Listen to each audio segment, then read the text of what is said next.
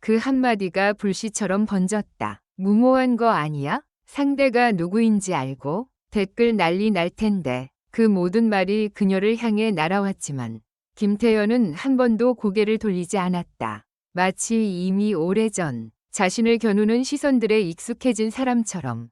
그녀는 대기실 문 앞에서 멈췄다. 문에는 굵은 글씨로 다음 출연자라고 적혀 있었다. 손잡이를 잡는 순간 휴대폰 화면이 다시 한번 빛났다. 팬이 보낸 응원 메시지, 그 아래로 바로 이어지는 악성 댓글 알림. 누군가가 의도적으로 캡처해 퍼뜨린 조롱. 얼굴 없는 계정의 비웃음. 네가 뭘 안다고 라는 문장들이 칼날처럼 반짝였다.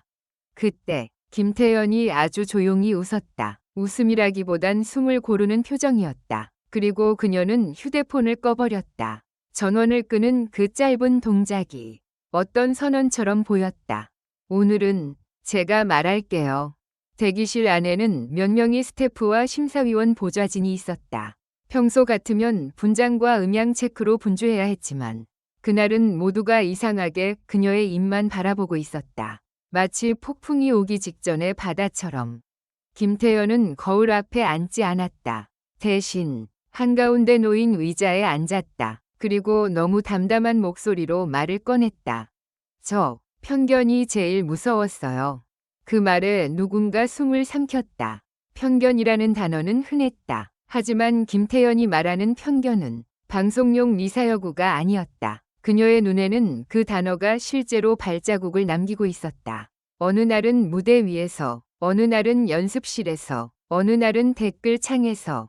어린애가 왜 저걸 해? 어린애가 뭘 알아? 어린애니까 귀엽게만 해. 그런 말들여. 그녀는 손가락을 꼼지락거렸다. 긴장을 감추려는 습관처럼. 그러다 갑자기 시선을 들었다. 근데요, 저는 귀엽게만 살고 싶지 않았어요. 저는 진짜 가수로 인정받고 싶었어요. 공기가 무거워졌다. 누군가가 괜찮아, 천천히 말해 라고 할 법했지만 아무도 끼어들지 못했다. 김태현의 목소리에는 이미 천천히 가들어 있었기 때문이다. 오히려 너무 침착해서 더 위험하게 느껴졌다. 폭발하기 직전의 고요함. 그리고 그녀는 그날의 결정적인 이유를 말했다. 금잔디 선배님이요. 무서워서가 아니라 감사해서요. 감사해서? 누군가 되물었다. 김태현은 고개를 끄덕였다. 제가 무대에서 흔들릴 때 사람들은 절하기라고 불렀어요. 귀엽다, 신기하다, 대단하다. 근데 그 말들 사이에는 꼭 이런 게 섞여 있었어요. 어린데도 대단하다. 어린데도 잘한다. 저는 그 어린데도 가 싫었어요. 그녀는 잠깐 말을 멈췄다가 이어서 말했다. 근데 금잔디 선배님 무대를 보고 처음으로 생각했어요. 아, 저 사람은 이유 없이도 무대를 장악하는구나.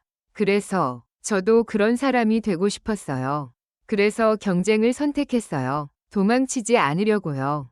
그 말은 예고였다. 오늘 무대가 단순한 대결이 아니라는 예고. 김태현이 오늘 무엇을 증명하려 하는지, 왜 굳이 가장 높은 벽 앞에 섰는지 그 이유가 고스란히 담긴 예고. 무대 리허설 시간이 다가왔다. 무대 위 조명이 한번 켜졌다 꺼지며 눈을 번쩍였다. 김태현은 대기실에서 일어나며 마지막으로 말했다. 악성 댓글요. 솔직히 무너지게 만들었어요. 그 순간 누군가의 표정이 흔들렸다. 하지만 김태현은 더 무서운 말을 덧붙였다. 근데 제가 무너졌을 때 이상하게도 노래는 제 편이더라고요.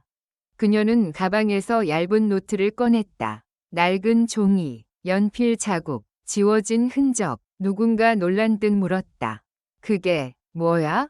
김태현은 노트를 펼쳤다. 그 안에는 악보와 가사가 빼곡했다. 그리고 페이지 맨 위에 조그맣게 적혀 있었다. 내가 나를 구하는 노래. 제가 작곡했어요. 순간 누군가가 웃음을 삼킬 뻔했다. 어린 나이에 작곡? 그 말이 주는 낯섦. 하지만 곧 그들은 깨달았다. 김태현은 가능하냐 위 영역에 서 있는 게 아니었다. 이미 해냈다 위 영역에 서 있었다. 무대, 관객석, 심사석, 모든 카메라가 숨을 죽였다. 금잔디가 먼저 등장해 무대를 단단히 쥐었다. 그녀의 음색은 노련했고 표정은 흔들림이 없었다. 관객들은 익숙하게 환호했고 역시 라는 탄성이 퍼졌다. 그 탄성은 김태연에게도 들렸을 것이다. 하지만 그녀는 무대 뒤에서 아무 표정도 바꾸지 않았다. 오히려 손가락으로 박자를 세며 자신이 걸어나갈 순간을 기다렸다. 그리고 마침내 사회자의 목소리가 날카롭게 울렸다. 다음 무대, 김태연. 조명이 터지듯 켜졌다. 김태연이 한 걸음 내딛는 순간 관객의 반응은 두 갈래였다. 폭발적인 환호와 어딘가 섞인 의심의 웅성거림. 그 웅성거림은 마치 오래된 편견이 형태를 갖추고 되살아난 것처럼 끈질겼다. 김태연은 마이크를 잡았다. 그리고 예정에 없던 말을 했다. 오늘은 제가 제 이야기를 부르겠습니다. 짧았다. 하지만 그 한마디로 분위기가 바뀌었다. 경연곡이 아니라 고백이 시작될 것 같은 예감. 심사위원석에서도 자세가 달라졌다. 펜을 고쳐 잡는 손, 몸을 앞으로 기울이는 어깨. 전주가 흘렀다. 처음 몇 초는 조용했다. 너무 조용해서 오히려 불안했다. 마치 관객 전체가 대체 뭘 하려는 거지? 라는 질문을 품은 채 숨을 모으는 시간. 그러다 김태연이 첫 소절을 내뱉는 순간 공기가 갈라졌다. 그 목소리는 예상보다 낮고 예상보다 깊었다. 어린 가수에게서 흔히 기대하는 맑음만이 아니라 어른의 마음을 지나온 듯한 거친 온기가 있었다. 그리고 가사는 더욱 충격적이었다. 누가 나를 정의해 내 말 한 줄에 무너져도 나는 다시 나를 적어 내 이름을 내 목소리로. 관객석 어딘가에서 헉 하는 소리가 터졌다. 누군가는 입을 손으로 가렸다. 누구도 예상하지 못했다. 그녀가 댓글을 노래로 끌어올 줄은. 그녀가 편견을 무대 위로 끌고 나와 스스로 찢어버릴 줄은.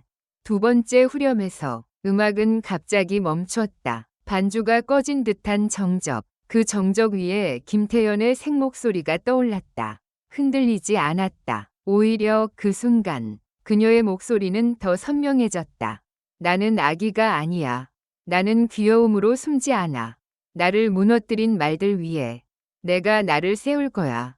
관객석에서 누군가가 울기 시작했다. 단 한 사람이 아니라 여러 사람이. 그 울음은 조용히 번졌다. 옆 사람의 어깨가 떨리고 그 옆에 눈가가 젖었다. 심사위원석에서도 눈빛이 달라졌다. 평가하는 눈이 아니라 듣는 사람 위 눈이 되었다. 그리고 마지막, 김태연은 마이크를 살짝 내렸다. 마치 마지막 한 줄은 기계가 아닌 인간에게 직접 닿아야 한다는 듯이. 금잔디 선배님, 저는 도망치지 않으려고 여기 왔어요. 그 순간 관객석이 폭발했다. 환호는 단순한 응원이 아니었다. 그것은 어떤 인정의 선언이었다. 어린데도 잘한다, 가 아니라 그냥 잘한다, 로 바뀌는 순간 그 변환이 눈앞에서 일어났다. 노래가 끝났다. 조명이 천천히 꺼졌다. 김태연은 숨을 크게 들이마셨다가 내쉬었다. 그리고 고개를 숙였다. 그 고개 숙임은 예의가 아니라 버텨낸 사람의 인사였다. 무대에서 내려온 그녀를 맞이한 것은 예상 밖의 장면이었다.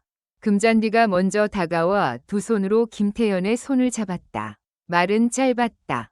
고마워. 나도 울 뻔했어. 김태연은 잠깐 웃었다. 그리고 그 웃음에는 어떤 승리의 기쁨보다 살아남은 안도가 더 크게 섞여 있었다. 대기실로 돌아온 뒤 김태연은 또 한 번 휴대폰을 켰다. 알림이 쏟아졌다. 응원, 칭찬, 감탄, 그리고 여전히 몇몇 악성 댓글도 섞여 있었다. 하지만 이번엔 달랐다. 김태연은 댓글을 오래 바라보지 않았다. 대신 노트를 펼쳤다. 그리고 새로운 페이지에 또박또박 적었다. 이 절을 쓸 것. 누군가가 물었다. 이제 무섭지 않아? 김태연은 잠시 생각하더니 고개를 천천히 저었다. 무섭죠. 근데 이유가 생겼어요. 제가 왜 이 경쟁에 뛰어들었는지 오늘 알았거든요. 그녀는 창밖을 바라봤다. 무대 조명이 멀리서도 번쩍였다. 마치 또 다른 싸움이 기다리고 있다는 신호처럼. 편견을 이기려고요? 누군가가 조심스럽게 물었다. 김태연은 웃으며 말했다. 하지만 그 웃음은 가벼운 웃음이 아니었다. 편견을 이기려는 게 아니라 제가 저를 믿게 하려고요.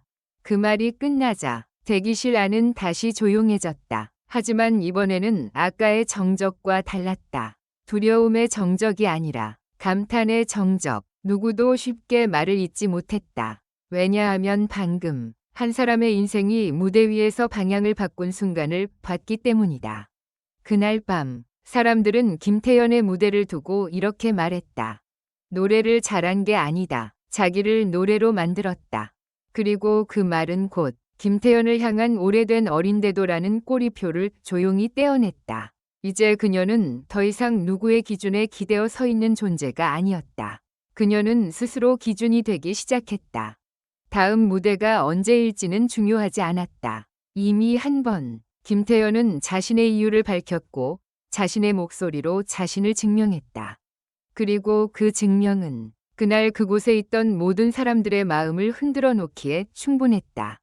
결론적으로 이 글은 재미를 위한 것이며 현실에 기반한 것이 아닙니다. 비판적인 시각으로 읽고 생각해 주시기 바랍니다.